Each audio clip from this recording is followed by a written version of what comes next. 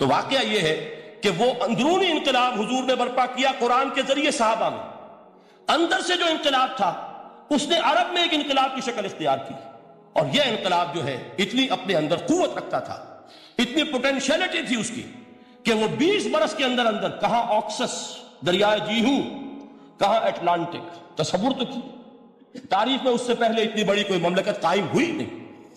کہاں یمن اور کہاں ایشیائے کوچک، ایشیا مائنر ٹرکی، یہاں سے وہاں اور وہاں سے یہاں.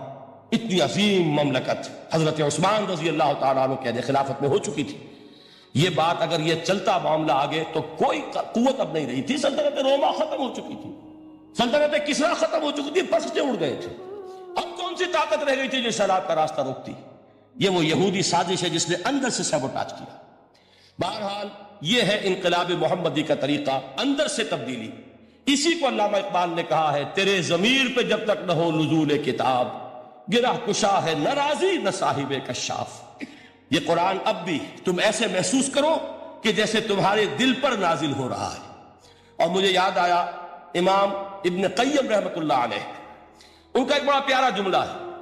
وہ کہتے ہیں قرآن کے بعض پڑھنے والے ایسے ہیں کہ جب وہ قرآن کو پڑھتے ہیں تو یوں محسوس کرتے ہیں کہ قرآن مصحف میں لکھا ہوا نہیں ہے، ان کے اپنے دل کے اوپر کندہ ہے، دل کے اوپر سے پڑھ رہے ہیں. یعنی اتنی کامل مطابقت وہ محسوس کرتے ہیں، اپنی فطرت، ہیومن نیچر اور قرآن کے اندر اتنی مطابقت ہے. اس طرح وہ ٹیلی کرتے ہیں ایک دوسرے کے ساتھ کہ محسوس ہوتا ہے کہ وہ کتاب ان صفحات میں لکھی ہوئی نہیں ہے بلکہ لوح قلب پر لکھی ہوئی ہے کہ جہاں سے وہ انسان اسے پڑھ رہا ہے. تو پہلی بات تو قرآن مجید کی اس آیت کے حوالے سے اس پہلو سے ہمارے سامنے آئی کہ جو تاثیر ہے ذات ربانی کی تجلی کی، وہی تاثیر ہے اس قرآن مجید کی، بشرطے کہ ہمارے دل جو ہیں وہ کچھ اپنے اندر اس استعداد اور صلاحیت کو پیدا کریں. دوسرا مقام ہے سورہ یونس کا. اب کسی کلام کی عظمت کا دوسرا پہلو ہو سکتا ہے اس کی افادیت کے اعتبار سے. اس سے فائدہ کیا ہوگا نوع انسانی کے لیے؟ دیکھیے 2 آیات، یہ عظیم خزانے ہیں عظمت قرآن کے.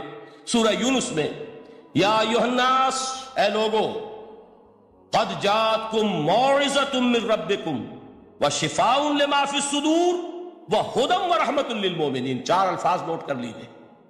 اے لوگو، آ گئی ہے تمہارے پاس وہ چیز تمہارے رب کی طرف سے جو موعظہ ہے. موعظہ کسے کہتے ہیں؟ نصیحت. اس بات کو ذرا سمجھ لیجیے ترتیب کیا ہے. نصیحت اسے کہتے ہیں،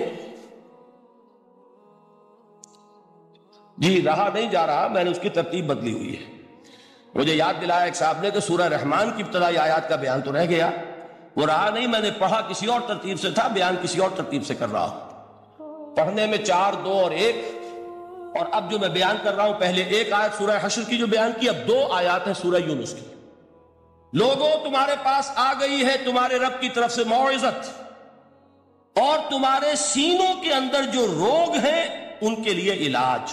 توجہ کیجئے گا، ہم نے قرآن کو کیا سمجھا ہے؟ صرف ایک مقدس کتاب، ایک حصول ثواب یا ایصال ثواب کا آلہ. قرآن ہے کیا؟ نمبر 1 موعظہ. موعظہ کسے کہتے ہیں؟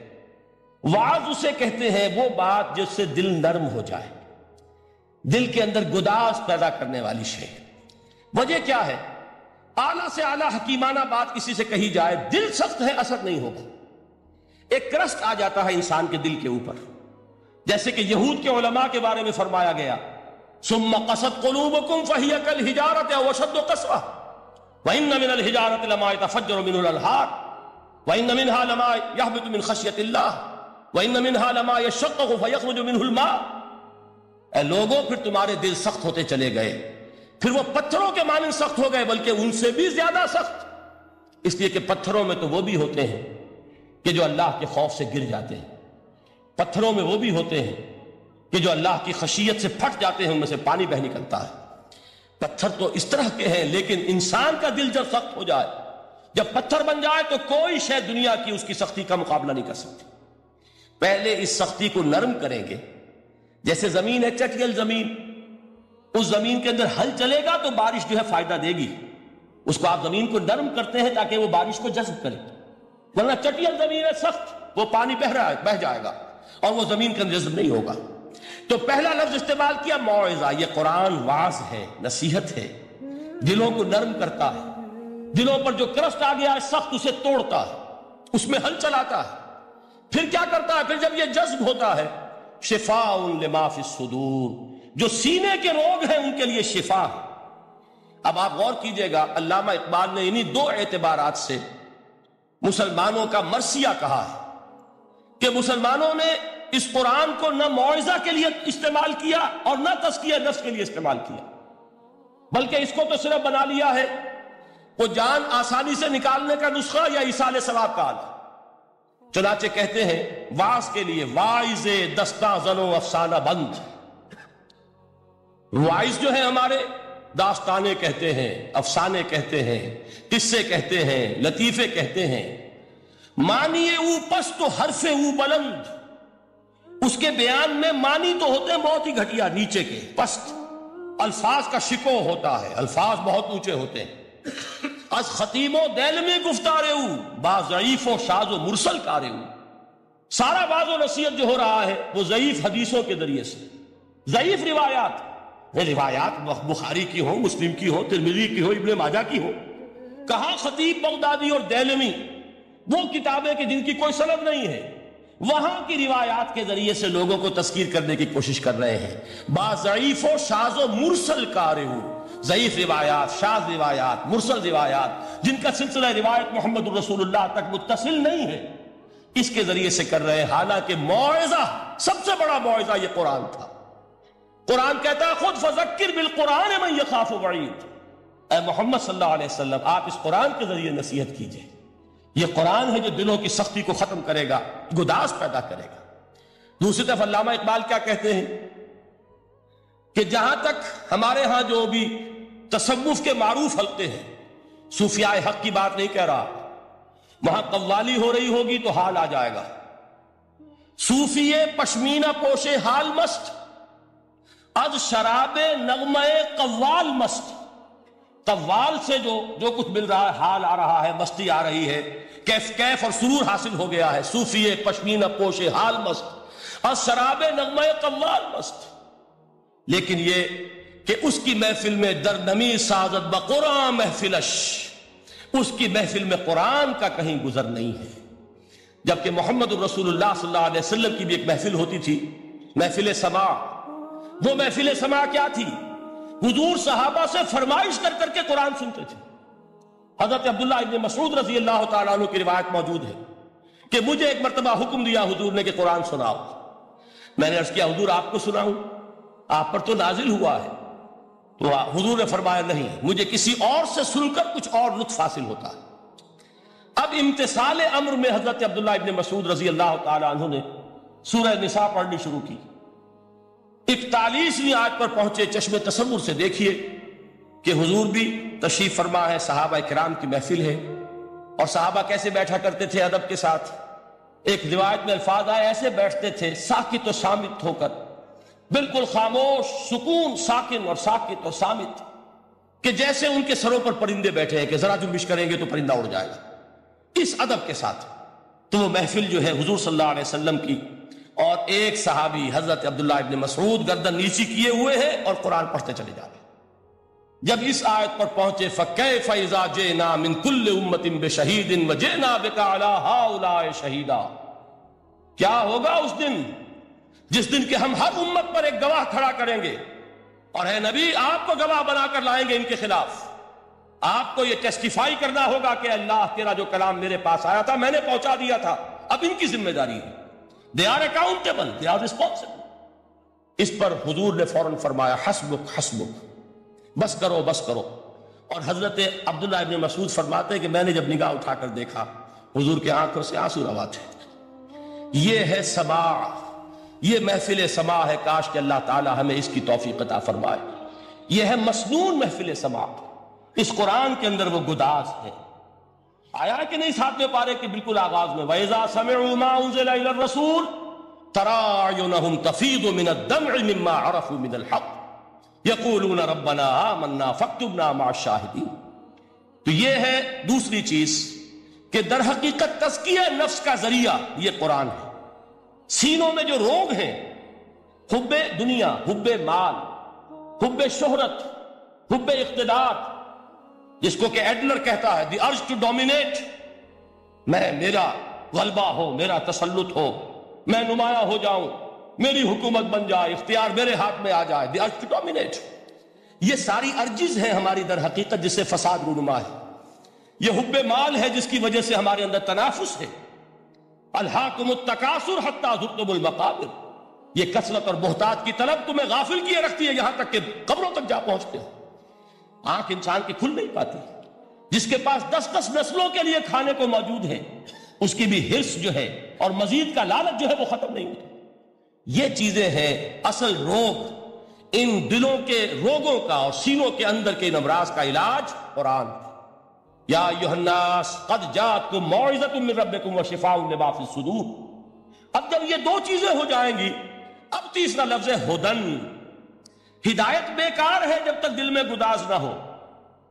ہدایت بیکار ہے جب تک کہ نیت درست نہ ہو. کوئی شخص بڑا عالم ہے لیکن اپنے علم کو اس نے ذریعہ بنایا ہے دنیا کمانے کا، تو در حقیقت یہ قرآن اس کے حق میں ہدایت نہیں ہے، اس کے حق میں عذاب خدا بندی کا ذریعہ بن رہا. حضور نے خود فرمایا القرآن حجت لک او علیک. یہ قرآن یا تمہارے حق میں حجت ہے یا تمہارے خلاف حجت بنے گا قرآن کے قیامت کے دن. اس لیے کہ ایک شخص اس کو دنیا کمانے کا ذریعہ بنا رہا ہے، ایک شخص اس کو شہرت کے حصول کا ذریعہ بنا رہا ہے، ایک شخص علم کو ذریعہ بنا رہا ہے دنیا میں نمایاں ہونے کا، اپنی تعریف کا. حضور نے فرمایا کہ قیامت کے دن سب سے پہلے 3 افراد کا معاملہ پیش ہوگا عدالت خداوندی میں. ایک وہ جو بڑا عالم سمجھا جاتا تھا، اس سے بڑا علم پھیلا. دوسرا وہ جو بہت صاحب ثروت تھا، اس نے بہت خیرات کے کاموں میں پیسہ لگایا. تیسرا وہ جو دنیا میں شہید سمجھا جاتا تھا کہ اللہ کی راہ میں جنگ کرتے ہوئے جان دیا. اللہ ان تینوں سے جو اس کو نعمتیں دی تھی ان کا ذکر کر کے پوچھے گا کہ میں نے تمہیں یہ دیا، تمہیں یہ دیا، تمہیں یہ دیا، تم کیا کر کے لائے؟ وہ شہید کہے گا کہ اللہ میں نے تیری راہ میں جنگ کی اور اپنی جان دے دی تاکہ تو راضی ہو جائے. اللہ فرمائے گا کذبت، تو نے جھوٹ بولا. انک قد قاتلت لئن یقال جریء، تو نے تو یہ جنگ اس لیے کی تھی کہ کہا جائے کہ بڑا جری ہے، بڑا بہادر ہے. یہ لوگوں سے بہادری کے تمغے لینا تمہارا مقصود تھا. وقد قیل، وہ کہا جا چکا ہے، اب یہاں تمہارے لیے کچھ نہیں. اور فرشتوں کو حکم ہوگا اور وہ اوندے منہ اس کو گھسیٹتے ہوئے جہنم میں جھونک دیں. دنیا میں شہید سمجھا جا رہا ہے، آخرت میں جہنمی. یہی حال اس عالم کا ہوگا، یہی حال اس دولت مند کا ہوگا. تم نے یہ علم پھیلایا تھا کہ تمہارے علم کا چرچا ہو جائے، تمہاری شہرت ہو جائے، لوگ تمہاری دست بوسی کرنے لگے، لوگ تم سے جھک کر ملے. وہ دنیا میں ہو گیا، تمہارا مطلوب مل چکا، تمہارا مقصود حاصل ہو چکا، اب یہاں کچھ نہیں. تو جان لیجئے کہ جب تک دلوں کے روگ درست نہ ہوں، علم بیکار ہے، ہدایت قطعاً غیر مفید ہے. پہلے دلوں کا کرس اترے، اس کی سختی دور ہو، یہ ہے موعظہ. دلوں کے اندر سے حب جاہ، حب دنیا، حب مال نکلے، یہ ہے تزکیہ. شفاء لما فی الصدور. اب ہدایت خداوندی، اب راستہ آپ دیکھیں گے اور اس راستے پر چلیں گے. یہ ہدایت جو ہے دنیا میں، یہی آخرت میں رحمت کی شکل میں ظاہر ہوگی.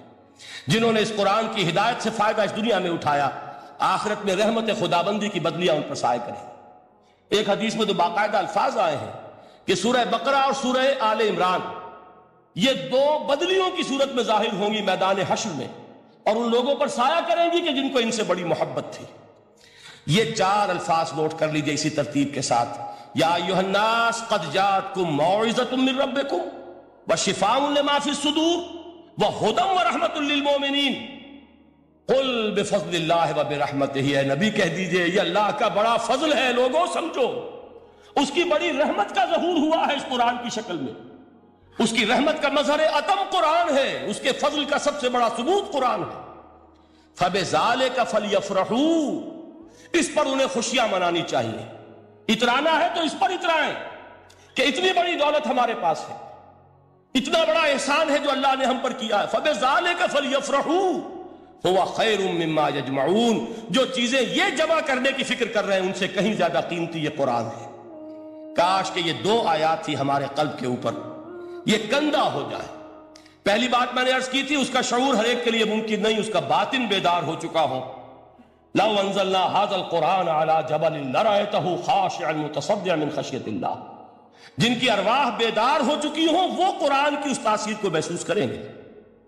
لیکن یہ دوسری چیز ہے کہ جو ہمارے لیے پریگمیٹک پہلو سے عملی اعتبار سے، افادے کے اعتبار سے یہ چار الفاظ اور رحمت اور فضل خدابندی کا سب سے بڑا مظہر، اور خوشیاں مناؤ کہ اللہ کی یہ نعمت تمہارے پاس موجود ہے۔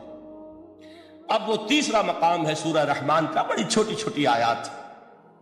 آپ نے سنا ہوگا حضور نے سورہ رحمان کے بارے میں فرمایا ہے، سورۃ الرحمان عروس القرآن، یہ سورہ رحمان جو ہے یہ قرآن کی دلہن ہے۔ جیسے دلہن کو آپ خوشنما لباس پہناتے ہیں، آراستہ پیراستہ، اس کو گہنے اور اس کو زیور پہناتے ہیں، تو جس طریقے سے سجاتے ہیں آپ دلہن کو، اللہ تعالیٰ نے ایک سورت قرآن مجید میں یہ ایسی رکھی ہے سورہ رحمان کہ اسے خوب سجایا ہے۔ اس میں الفاظ کا در و بست، اس کا اپنا ایک ڈیوائن میوزک ہے۔ وہ تو اللہ تعالیٰ قراء جو ہے، خاص طور پر مصر کے قراء، اللہ تعالیٰ ان پر رحمت نازل فرمائے، ان کی خطاؤں سے درگزر کرے۔ جس طرح قرآن کے انٹرنسک میوزک کو انہوں نے واضح کیا ہے، واقعہ یہ ہے کہ اگر یہ لوگ نہ ہوتے، شیخ عبد الباسط محمد عبد الصمد، شیخ محمود خلیل الحصری، یہ لوگ کہ جنہوں نے قرآن کے اس غنا، میوزک، یہ لفظ جو ہے آپ حیران نہ ہو کہ میں یہ کوئی شاید توہین کر رہا ہوں قرآن کی، حضور نے یہ لفظ استعمال کیا ہے، تغنو، اس قرآن کو اچھی سے اچھی خوشلہانی کے ساتھ پڑھو۔ من لم یتغن بالقرآن فلیس منا، جو قرآن کو بہتر سے بہتر انداز میں، اچھی سے اچھی آواز میں، خوشلہانی کے ساتھ پڑھنے کی کوشش نہیں کرتا، وہ ہم میں سے نہیں ہے۔ بلکہ ایک مرتبہ حضور رات کے وقت آپ گشت پر تھے، اپنے ساتھیوں کے حالات معلوم کرنے کے لیے۔ حضرت ابو موسیٰ اشعری رضی اللہ تعالیٰ عنہ ایک صحابی ہیں، ان کے گھر کے پاس سے گزر ہوا، وہ رات کو تہجد پڑھ رہے تھے، کھڑے ہوئے کیف کے عالم میں قرآن تلاوت کر رہے ہیں۔ حضور کو بہت پسند آئی ان کی قرات، کافی دیر تک وہاں کھڑے سنتے رہے۔ اب انہیں کیا پتا کون سن رہا ہے، بالکل اسی طرح سمجھ لیجئے ایک بات یاد آئی ہے، حضور فرماتے ہیں کہ جس طرح کان لگا کر اللہ قرآن کو سنتا ہے، کسی چیز کو نہیں سنتا۔ ہمیں نظر نہیں آتا نا، ہمیں معلوم نہیں، ہم قرآن پڑھ رہے ہیں تو سننے والا کون ہے؟ سب سے زیادہ کان لگا کر خود اللہ۔ یہاں اس لیے مجھے یاد آیا کہ ابو موسیٰ اشعری کو کیا پتا تھا کہ کون سن رہا ہے؟ وہ اپنی کیفیت میں نماز میں تہجد میں قرآن کی تلاوت کر رہے تھے، اور ظاہر بات ہے ان کے گھر ایکڑوں میں بنے ہوئے نہیں تھے، ایک ایک کمرہ، ایک ایک کوئی حجرہ، ایسے ہی تو گھر تھے نا صحابہ کے۔ لہذا حضور پاس سے گزرے، آواز آئی، کافی دیر سنتے رہے۔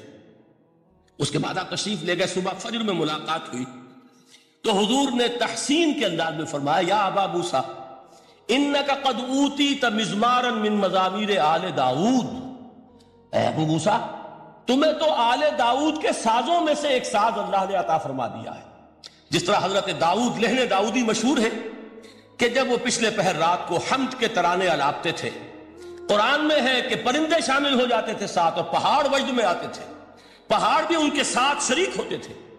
تو جس طرح کا اللہ نے ان کو لہن عطا فرمایا تھا، حضور نے تحسین کے انداز میں فرمایا ہے ابو موسیٰ اشعری، اللہ نے تمہیں بھی آل داؤد کے سازوں میں سے ایک ساز عطا فرمایا۔ بہرحال قرآن مجید کا جو یہ میوزک ہے، قرآن کے الفاظ کا جو حسن ہے، جہاں تک حسن معنوی ہے وہ تو ہر لفظ میں ہے، لیکن یہ حسن ظاہری، حسن صوتی، حسن لفظی، یہ اپنے کلائمیکس پر آپ کو نظر آئے گا سورہ رحمان میں۔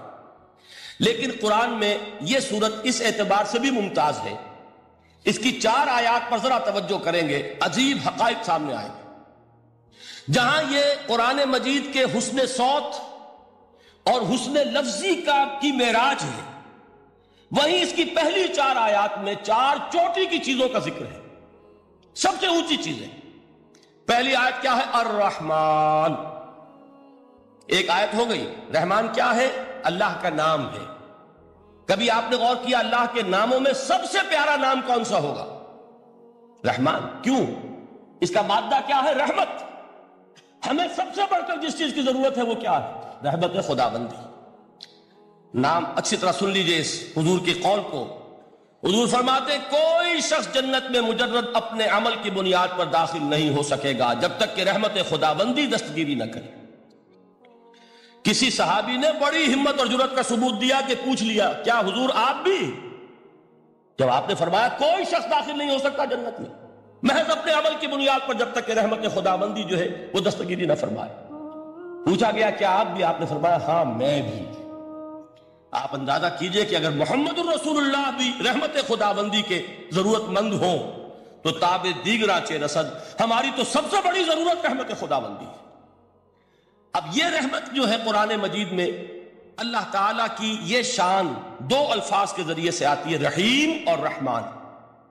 اور کوئی مادہ نہیں ہے جس سے دو نام بنتے ہوں اللہ کے، لیکن یہ مادہ ہے واحد رحمت کا کہ جس سے رحمان بھی ہے رحیم بھی ہے۔ رحیم صفت مشبہ ہے، رحمت دائم ہو جائے گی، مستقل ہوگی تو رحیم کہیں گے۔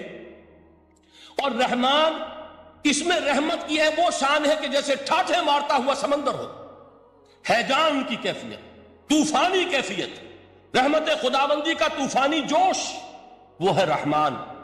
آپ تو رہتے اس علاقے میں ہیں، آپ کو معلوم ہے عرب اگر بھوکا مرا جا رہا ہو تو کیا کہے گا؟ انا جوعان۔ پیاسا مرا جا رہا ہو انا عطشان۔ بہت غضبناک ہوگا غضبان، غضبان آصفہ قرآن میں آیا ہے، بہت غضبناک۔ رحمان جس کی رحمت جو ہے جوش میں ہے، ٹھاٹھے مارتے ہوئے سمندر کے مانند۔ تو یہ اللہ تعالیٰ کے ناموں میں سب سے پیارا نام۔ اب آگے چلیے، الرحمن علم القرآن، رحمان نے قرآن سکھایا۔ رحمت خداوندی کا سب سے بڑا مظہر، رحمان کی رحمانیت کا سب سے بڑا مظہر قرآن ہے۔ ان میں جو منطقی ربط ہے اس کو سمجھتے جائیے۔ اچھا آپ یہ سوچئے، جو علم بھی انسان کو حاصل ہوا وہ کس نے دیا؟ اللہ نے۔ سائنس کا علم کس نے دیا؟ اللہ نے۔ علم آدم الاسماء کلہا، وہ علم الاسماء جو حضرت آدم کو دے دیا گیا تھا ازل میں، یہ اسی کا ظہور ہے، یہ اسی کی ایکسفولیشن ہے جو ہو رہی ہے اور ہوتی رہے گی ابھی۔ اور دوسرے علم ہے وہ کس نے دی؟ اللہ نے دی۔ لا یحیطون بشیء من علمہ الا بما شاء، مخلوق میں سے کوئی اللہ کے علم میں سے کسی شے کا احاطہ نہیں کر سکتا مگر وہ جتنا اللہ دینا چاہے۔ لیکن یہ کہ تمام علوم میں چوٹی کا علم قرآن، نوٹ کرتے جائیے، اب چوٹی کی چیزیں جمع کیجیے۔ اللہ کے ناموں میں چوٹی کا نام رحمان، اللہ نے جو کچھ انسان کو سکھایا اس میں چوٹی کا علم قرآن۔ خلق الانسان، انسان کو پیدا فرمایا۔ سوال یہ کہ حیوانات کو کس نے پیدا فرمایا؟ آسمان کس نے پیدا کیے؟ زمین کس نے پیدا کی؟ فرشتے کس نے پیدا کیے؟ کیا مطلب خلق الانسان؟ اس کی تمام مخلوقات میں اس کا کلائمیکس، اس کی تخلیق کی معراج، اس کے تخلیق کا نقطہ عروج انسان ہے۔ یہ ہے کہ جو مسجود ملائک بنا ہے۔ وَلَقَدْ كَرَّمْنَا بَنِي آدَمَ وَحَمَلْنَاهُمْ فِي الْبَرِّ وَالْبَحْرِ وَرَزَقْنَاهُمْ مِنَ الطَّيِّبَاتِ وَفَضَّلْنَاهُمْ عَلَىٰ كَثِيرٍ مِّمَّنْ خَلَقْنَا تَفْضِيلًا۔ تو تخلیق میں سب سے اونچی تخلیق انسان کی، علموں میں سب سے اونچا علم قرآن کا، اللہ کے ناموں میں سب سے اونچا نام رحمان۔ اب آئیے چوتھی چیز، علمہ البیان، انسان کو بیان کی صلاحیت عطا فرمائی۔ کیا اور کوئی صلاحیت عطا نہیں کی؟ بینائی کس نے دی؟ اللہ نے۔ اسی طریقے سے سماعت کس نے عطا فرمائی؟ اللہ نے۔ کتنی فیکلٹیز ہیں، کتنے ایکسٹرنل آرگنز ہیں سینس کے، کتنے انٹرنل سینسز ہیں جو اللہ نے دیے ہیں۔ لیکن یہاں بھی سمجھ لیجئے جتنی فیکلٹیز ہیں ہیومن فیکلٹیز، ان میں ٹاپ کی فیکلٹی جو ہے وہ اسپیچ ہے، کلام ہے، بیان ہے۔ جن لوگوں نے میڈیکل سائنس کا مطالعہ کیا ہے وہ جانتے ہیں کہ یہ برین ہے، ہیومن برین، اس برین میں جو وہ اوپر ایک زرد سا مادہ ہوتا ہے، گرے میٹر، اس کی ایک کوٹنگ ہوتی ہے، یہ ہائیسٹ ایوالوڈ فارم ہے، اور اس میں سب سے بڑا رقبہ جو ہے وہ اسپیچ سینٹر کہلاتا ہے۔ اسی لیے انسان کو حیوان ناطق کہتے ہیں۔ حیوان کے اور انسان کے مابین امتیاز قائم کیا گیا، نطق، گویائی، بولنا۔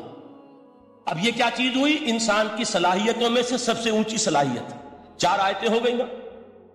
اللہ کے ناموں میں سب سے چوٹی کا نام رحمان، اس نے جو علوم پیدا کیے ان میں چوٹی کا علم قرآن، اس نے جو مخلوقات پیدا فرمائی ان میں چوٹی کی مخلوق انسان، انسان کو جو صلاحیت اور استعدادات عطا فرمائی ان میں چوٹی کی استعداد بیان۔ جمع کیجئے، نتیجہ کیا نکلے گا؟ وہ نتیجہ ایک حدیث نبوی کی شکل میں سامنے آتا ہے۔ پہلی حدیث میں نے یہی پڑھی تھی، اس کے راوی کون ہے؟ عثمان ابن عفان۔ میں حیران ہوتا ہوں وہ قافیہ یہاں بھی موجود ہے، رحمان قرآن، بیان انسان، عثمان عفان، باپ کا نام بھی اسی وزن پر ہے، عثمان ابن عفان۔ عن عثمان ابن عفان رضی اللہ تعالی عنہ قال قال رسول اللہ صلی اللہ علیہ وسلم. حضرت عثمان شہید مظلوم ذو النورین رضی اللہ تعالی عنہ فرماتے ہیں کہ اللہ کے رسول صلی اللہ علیہ وسلم نے فرمایا خیرکم من تعلم القرآن وعلمہ. تم میں سے بہترین لوگ وہ ہیں جو قرآن سیکھیں اور سکھائیں. قوت بیان جو تمہاری ٹاپ فیکلٹی ہے، اس کا استعمال کسی گھٹیا کام کے لیے نہیں ہونا چاہیے. دیکھیں اردو میں محاورہ ہے کہ توپ سے مکھی نہیں ماری جاتی. توپ بنائی گئی ہے کسی بڑی شے کے لیے، مکھی مارنے کے لیے توپ استعمال نہیں ہوتی. یہ قوت بیان جو ہے، جو ٹاپ موسٹ فیکلٹی ہے ہیومن جو فیکلٹیز ہیں ان میں سے، اس کا استعمال بھی ٹاپ موسٹ ہونا چاہیے. قرآن کو بیان کرو. وہ جیسے کہ علامہ اقبال نے کہا ہے، بلکہ غالباً ان کے قبر پر آس پاس جو اشعار لکھے ہوئے ان میں سے ایک یہ بھی ہے: اگر یک قطرہ خونداری اگر مشتے پرے داری بیابامن تو آموزم طریق شاہ بازی را. اگر تمہارے اندر ایک قطرہ بھی خون کا ہے اور مٹھی بھر بھی پر اگر اللہ نے دیے ہیں تو ہے میرے پاس آؤ کہ میں تمہیں شاہبازی کے طریقے سکھاؤں. اسی طرح جان لیجئے اگر اللہ نے قوت گویائی عطا فرمائی، اگر اللہ نے تمہیں حیوان ناطق بنایا، اگر اللہ تعالیٰ نے تمہیں یہ صلاحیت عطا فرمائی، اس صلاحیت کا مصرف دنیا کو نہ بناؤ، اس صلاحیت کا مصرف اللہ کے کلام کو پھیلانے پر اس کو صرف کرو. خیرکم من تعلم القرآن وعلمہ. خیر جب لفظ آتا ہے بغیر من کے، ورنہ تو آتا ہے خیر من ہو، تو یہ ہوگی کمپیریٹیو جو ایک ایڈجیکٹیو جو ہوتی ہے، لیکن یہ سپرلیٹیو ڈگری ہے جب بغیر من کے ہوگا. خیرکم، دی بیسٹ امنگسٹ یو، جو تم میں بہترین لوگ ہیں وہ کون ہیں؟ من تعلم القرآن وعلمہ، جو قرآن سیکھیں اور سکھائیں، قرآن پڑھیں اور اسے بیان کریں. آج جان لیجئے سب سے بڑی ضرورت اس بات کی ہے کہ آج کا قرآن پڑھیں. آپ حیران ہوں گے کہ یہ کیا کہا اس میں. دیکھیے قرآن اترا ہے 1400 برس پہلے، لیکن تا قیام قیامت نوع انسانی کو جتنے مسائل درپیش ہوں گے ان سب کا حل اس میں ہے. البتہ کھودنا پڑے گا، گہرائی میں اترنا ہوگا. ایک قرآن کی سطح ہے، اس سطح نہیں، اس کی گہرائیوں کے اندر غوطہ زنی کرو. قرآن میں ہو غوطہ زن اے مرد مسلمان. اور آج کا قرآن یعنی آج کی ہدایت جو اللہ نے اس میں رکھی ہوئی ہے، ڈگ اٹ آؤٹ، اس کو نکالو اس کے اندر سے. ابھی میں حدیث تو آپ کو سناؤں گا، اس میں یہ تصور آئے گا سامنے اور واضح ہو کر. آج کے انسان کی رہنمائی اس قرآن سے اخذ کر کے انسان تک پہنچاؤ. یہ ہے فریضہ محمد الرسول اللہ کی امت کا صلی اللہ علیہ وسلم. آپ نے وہ حدیث سنی تھی کہ بلغوا عنی ولو آیۃ.